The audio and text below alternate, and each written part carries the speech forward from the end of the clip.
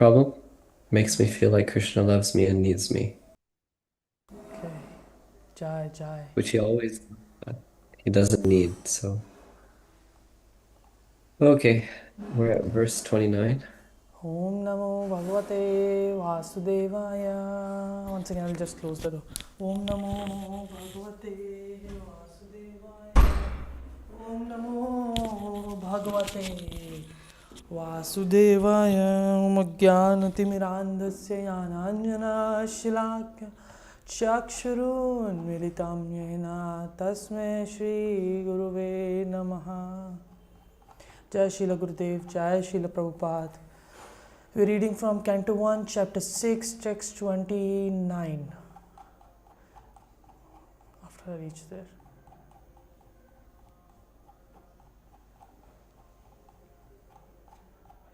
'28 and we are at 29. Jai Srila Gurudev. At the end of the millennium, when the personality of Godhead, Lord Narayana, laid down within the water of the devastation, Brahma began to enter into him, along with all creative elements. So I also entered through him, through his breathing.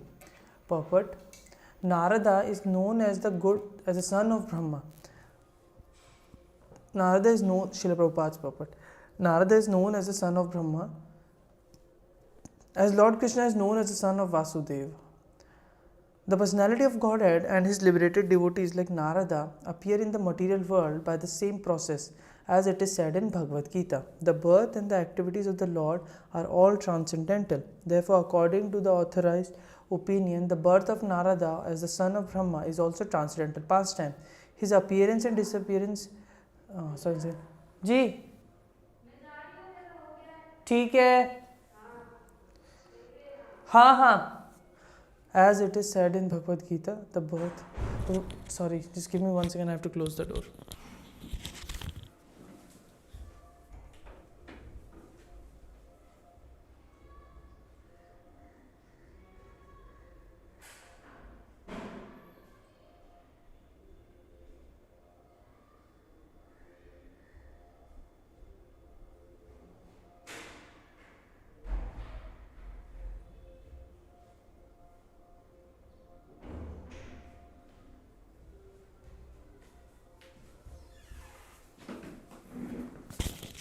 My apologies. As it is said in Bhagavad Gita, the birth and activities of the Lord are all transcendental. Therefore, according to authorized opinion, the birth of Narada and the son of Brahma is also transcendental pastime. His appearance and disappearance are practically on the same level as that of the Lord. The Lord and his devotees are therefore simultaneously one and different as spiritual entities. They belong to the same category of transcendence. I didn't know that. Text 30. After 43 million or 4,300,000,000 solar years, when Brahma awoke to create again by the will of the Lord, all the rishis like Marichi, Angira, Atri and so on were created from the transcendental body of the Lord, and I also appeared along with them. Srila Prabhupada's purport. The duration of the life of Brahma is 4,320,000,000 solar years. This is also stated in Bhagavad Gita. So for this period, Brahmaji rests in Yoga Nidra within the body of Garbhodaksha Vishnu, the generator of Brahma. Thus, after sleeping period of Brahma, when there is again creation by the will of the Lord through the agency of Brahma, all the great rishis again appear from different parts of the transcendental body, and Narada also appears. This means that Narada appears in the same transcendental body just as man awakes from sleep in the same body. Okay. This means that Narada appears in the same transcendental body just as man appears from the same body. Okay. Sri Narada is eternally free to move in all parts of transcendental material creations of the Almighty. He appears and disappears in his own transcendental body, which is without distinction of body and soul, unlike conditioned beings.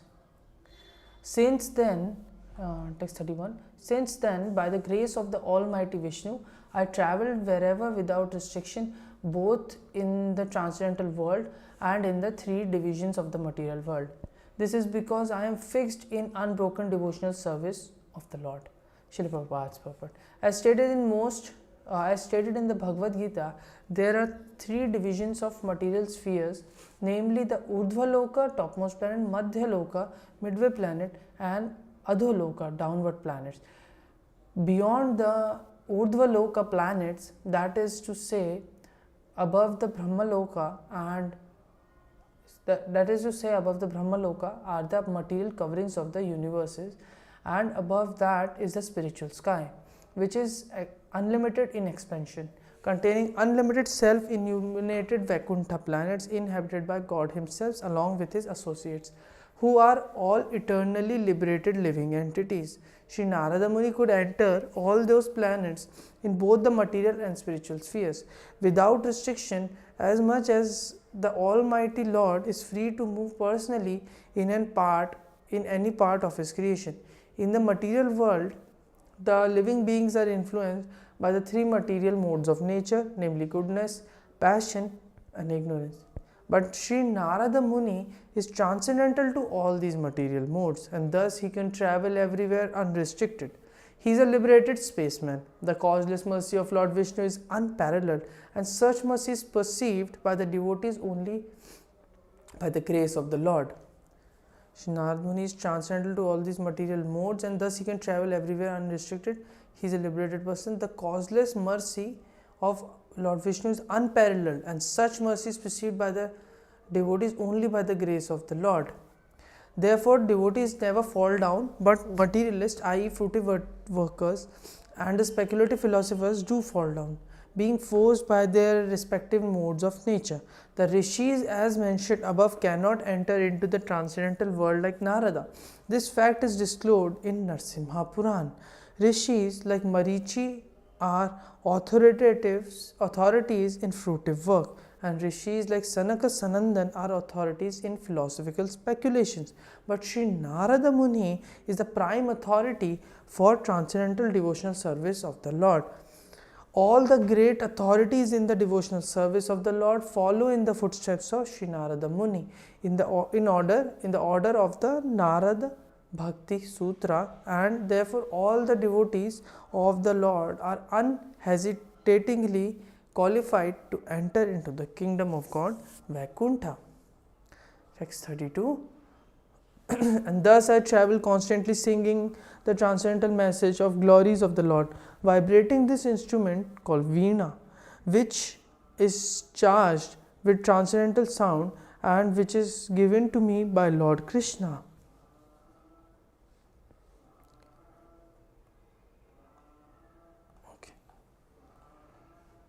Srila Prabhupada's purport. The magical stringed instrument called Veena, which was handed to Narada by Lord Sri Krishna, is described in Linga Purana, and this is confirmed by Srila Jiva Goswami that the transcendental instrument is identical with Lord Krishna and Narada, because all of them are the same transcendental category. Sound vibrated by the instrument cannot be material, and therefore the glories and pastimes are broadcast by the instrument of Narada are also transcendental, without the tinge of material inaberrity. The 7 singing meters, namely Sa, Ra, Ga, Ma, Pa, Dha, Ni, Sadja, Rishabha, Gandhara, Madhyama, Panchama, Devata, and Nishada are also transcendental and specifically meant for transcendental songs. As a pure devotee of the Lord, Sri Krishna is always fulfilling his obligation to the Lord for his gift of the instrument, and thus he is always engaged in singing his transcendental glories and is therefore infallible in his exalted position. Following in the footsteps of Sri Narada Muni, a self-realized soul in the material world should also properly use the sound meters, namely Sa, Re, Ga, Ma, etc., in the service of the Lord by constantly singing the glories of the Lord as confirmed in Bhagavad Gita. Text 33.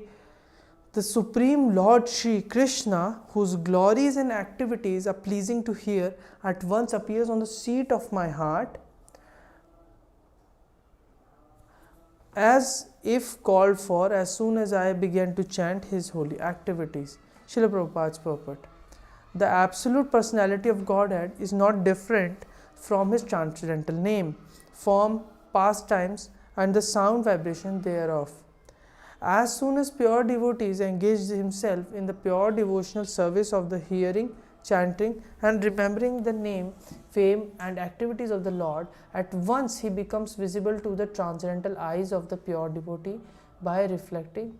At once he becomes visible to the transcendental eyes of the pure devotee by reflecting himself on the mirror of the heart of spiritual television.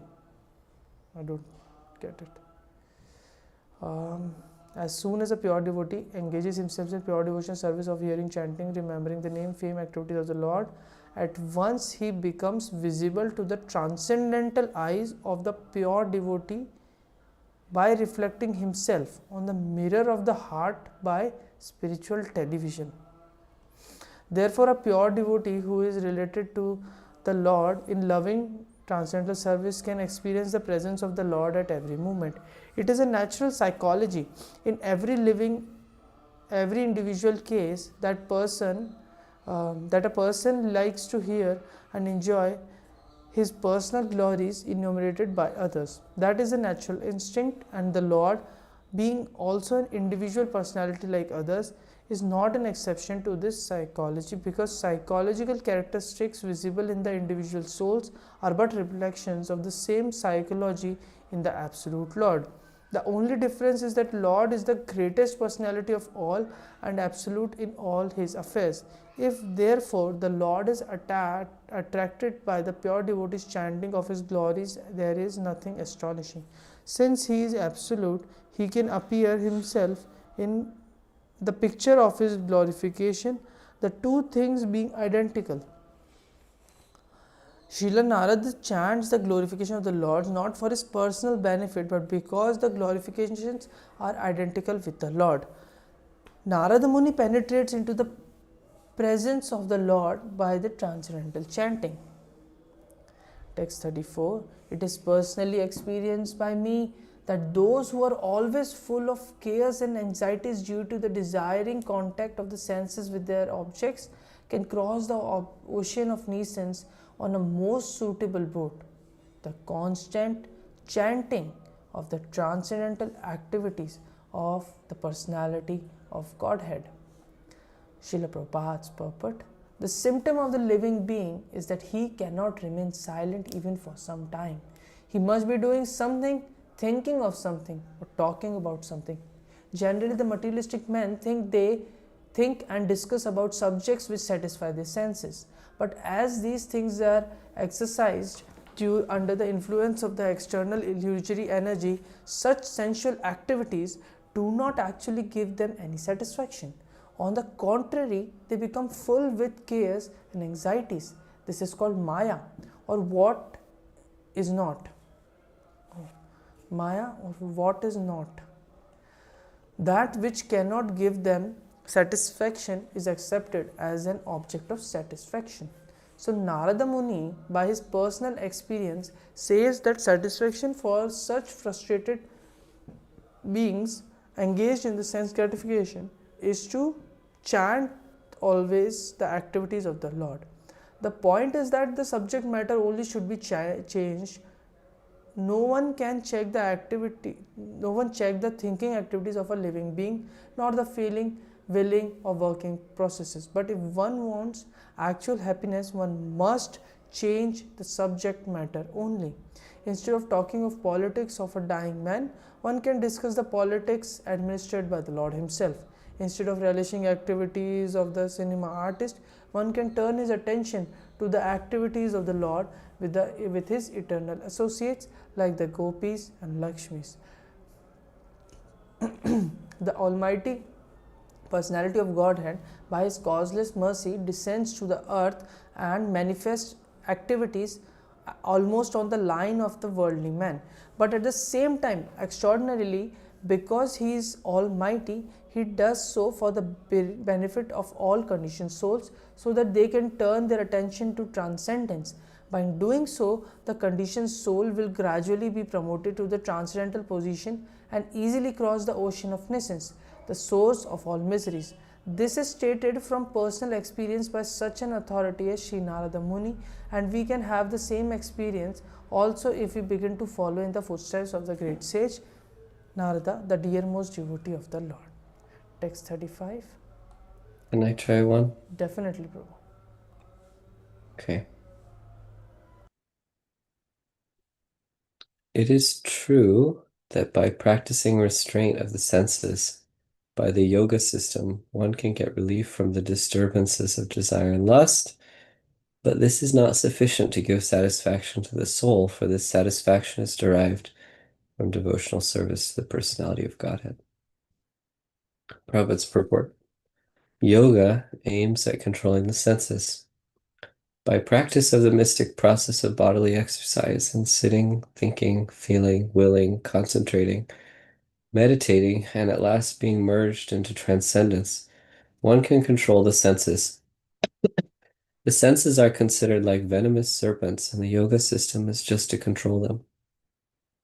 On the other hand, Narada Muni recommends another method for controlling the senses in the transcendental loving service of Mukunda, the personality of Godhead. By his experience, he says that devotional service to the Lord is more effective and practical than the system of artificially controlling the senses. In the service of the Lord Mukunda, the senses are transcendentally engaged. Thus, there is no chance of their being engaged in sense satisfaction. The senses want some enjoyment. To check them artificially is no check at all, because as soon as there is some opportunity for enjoyment, the serpent-like senses will certainly take advantage of it. There are many such instances in history, just like Vishvamrita Muni's falling a victim to the beauty of Menaka. But Thakur Haridas was allured at midnight by the well-dressed Maya, and still she could not induce that great devotee into her trap. The whole idea is that without devotional service of the Lord, neither the yoga system nor dry philosophical speculation can ever become successful. Pure devotional service of the Lord, without being tinged with fruitive work, mystic yoga, or speculative philosophy, is the foremost procedure to attain self-realization. Such pure devotional service is transcendental in nature, and the systems of yoga and jnana are subordinate to such a process. When the transcendental devotional service is mixed with a subordinate process, it is no longer transcendental, but is called mixed devotional service. Srila Vyasadeva, author of Srimad Bhagwatam, will gradually develop all these different systems of transcendental realization in the text. How long is this purport? Okay, I can do it. O Vyasadeva, you are freed from all sins.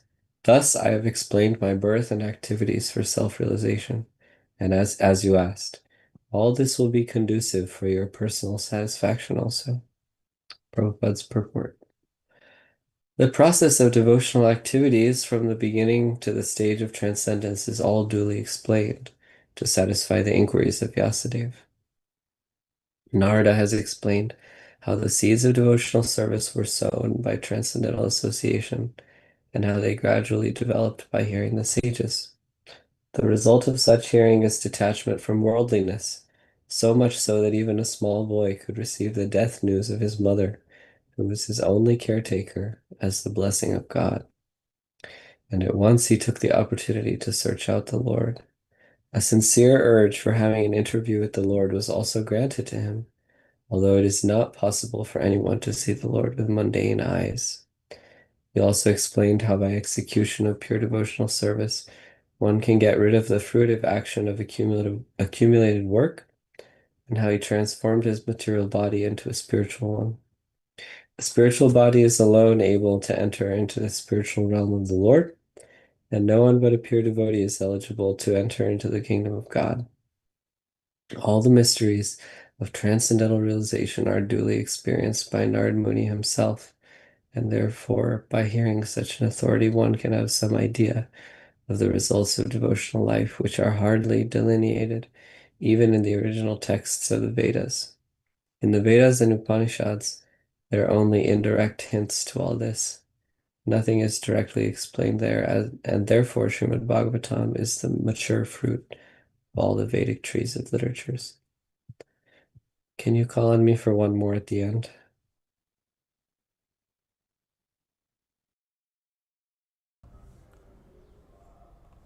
Text 37. Srila Sutta Goswami said, thus addressing Vyasadeva, Srila Narad Muni took leave of him and vibrating on his veena instrument, he left to wander at his free will. Srila Prabhupada's purport.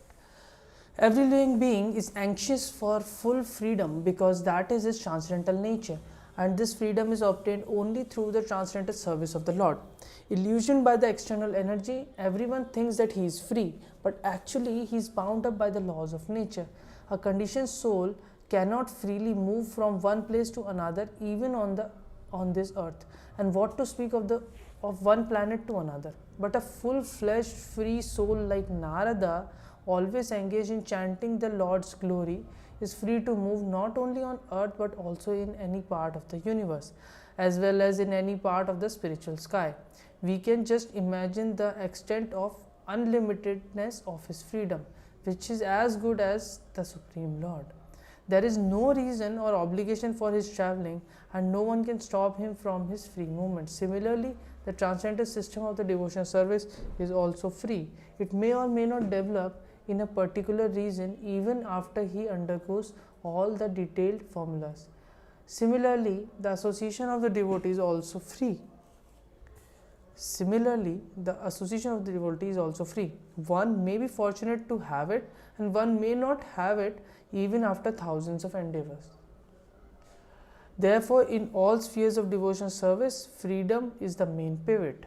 Without freedom, there is no execution of devotional service. The freedom surrendered to the Lord does not mean that devotee becomes dependent in every respect.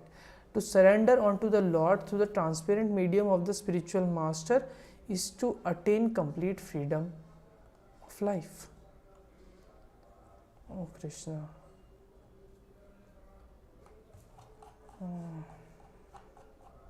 37. Yeah, I just have to get down. Slow down.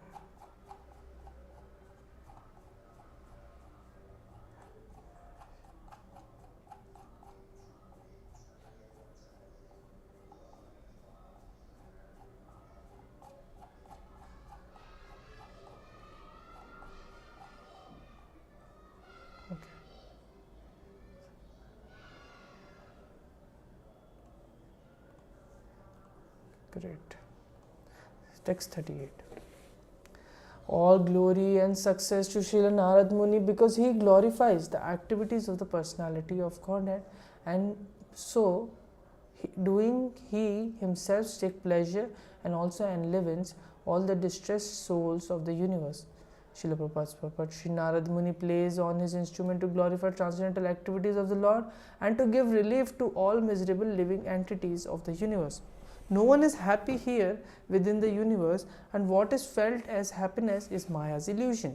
The illusory energy of the Lord is so strong that even the hog who lives on a filthy stool feels happy. No one can be truly happy within the material world. Srila Narad Muni, in order to enlighten the miserable inhabitants, wanders everywhere. His mission is to get them back home, back to Godhead. That is the mission of all genuine devotees of the Lord, following the footsteps of the great sage. Thus ends the Bhakti Vedanta purpose of first canto, 6th chapter of the Srimad Bhagwatam, entitled Conversation between Narada and Vyasa. Okay. How can I go to the next chapter?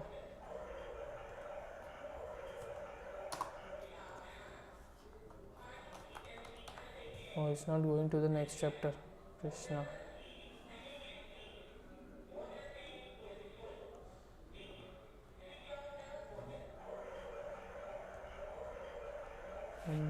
Okay.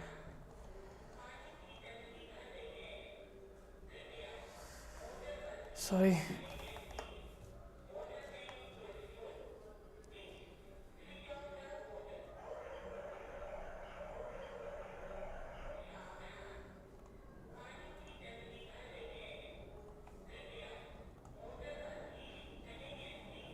Okay. Um, Canto 1, Chapter 7, Canto 1, Chapter 7, Text 1. The son of Drona punished.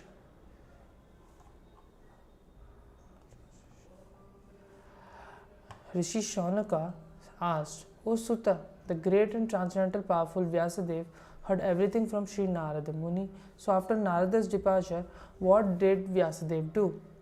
In this chapter, the clue for describing Srimad Bhagwatam is picked up as Maharaj Parikshit is miraculously saved in the womb of his mother. This was caused by Droni, Ashwathama, Acharya Drona's son, who killed the 5 sons of Draupadi while they were asleep, for which he was punished by Arjuna. Before commencing the great epic Srimad Bhagavatam, Srila Vyasadeva realized the whole truth by trance in devotion. Text 2. Srila Shuta Goswami said, on the western bank of river Saraswati, which is intimately related with the Vedas, there is a cottage for meditation at Shamya Prash, which enlivens the transcendental activities of the sages. Srila Prabhupada's purport for spiritual advancement of knowledge, a suitable place and atmosphere are definitely required. The place on the western bank of Saraswati is specially suitable for this purpose, and there is an ashrama of Vyasadeva at Samyaprash. Srila Vyasadeva was a householder, yet his residential place is called an ashrama. An ashrama is a place where spiritual culture is always foremost. It does not matter whether the place belongs to the householder or mendicant. The whole varnashram system is so designed that each and every status of life is called ashrama. This means that spiritual culture is the common factor of all. The brahmacharis, the grihasthas, the vanprasthas, and the sannyasis all belong to the same mission of life, namely realization of the Supreme. Therefore, none of them are less important as far as spiritual culture is concerned. The difference is a matter of formality on the strength of renunciation. The sannyasis are held in high estimation on the strength of practical renunciation.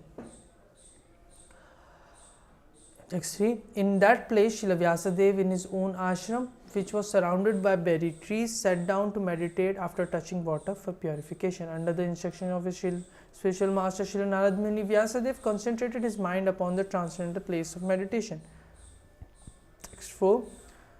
Thus he fixed his mind perfectly engaged by linking it in devotional service, bhakti yoga, without any tinge of materialism, and thus he saw the absolute personality of Godhead along with his external energy, which is under control. Srila Prabhupada's perfect vision of the absolute truth is possible only by linking process of devotional service. This is also confirmed in Bhagavad Gita. One can perfectly realize the absolute truth, personality of Godhead, only by the process of devotional service, and one can enter into the kingdom of God by such perfect knowledge. Imperfect realization of the absolute truth by the partial approach of the impersonal Brahman or localized Paramatma does not permit anyone to enter into the kingdom of God. Hare Krishna. Sri Naradev advised Srila Vyasadeva to become absorbed in transcendental meditation on the personality of Godhead and his activities. Srila Vyasadeva did not take notice of the effulgence of Brahman because that is not absolute vision. The absolute vision is the personality of Godhead, as it is confirmed in Bhagavad Gita 7.19, Vasudeva Sarvamiti. In the Upanishad also, it is confirmed that Vasudeva, the personality of Godhead, is covered by the golden glowing Hiranmayana Patrena veil of impersonal Brahman, and when the curtain is removed by the mercy of the Lord, the real face of the Absolute is seen. The Absolute is mentioned here as Purusha or person. The Absolute personality of Godhead is mentioned in so many Vedic literatures, and in the Bhagavad Gita, the Purusha is confirmed as the eternal and original person. The Absolute personality of Godhead is the perfect person.